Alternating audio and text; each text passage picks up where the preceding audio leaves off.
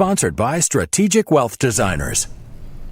There is rare bipartisan support in Congress for a bill to help expand retirement programs. Rob Lessio joins us to talk about what is in the Securing a Strong Retirement Act of 2020. That is a mouthful. What is it, Rob? Man, there's all kinds of moving parts. First, let's celebrate that we've got both sides seeming to behave right now, but lots of moving parts. First, they're talking about upping the required minimum distribution from 72 to 75 years old. They're also going to add maybe an additional catch-up for people over 60 years old. But the one I think is most important is the employer contribution if you're paying off student loan debt. Explain that to people, because that's a lot of our audience.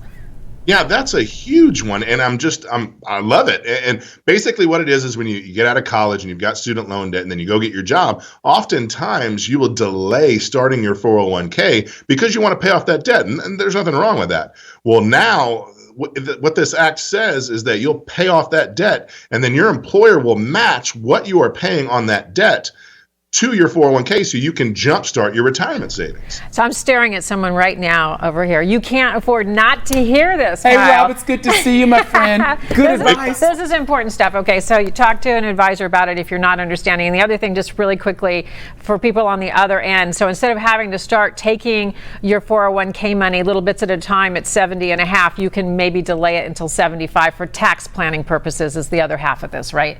Yeah, so real quick, last year it was 7.5. They moved it to 72 for this year with COVID. They said you didn't have to take it if you didn't want to. Now the plan is to jump it to 75 so that you can help, so that you can keep your money a little bit. All right, I told you, help for people on all ends of the spectrum here. And Rob, you know what I really love about this? The Dow closed over 30,000. We didn't even talk about that because we're just it's onward and upward now.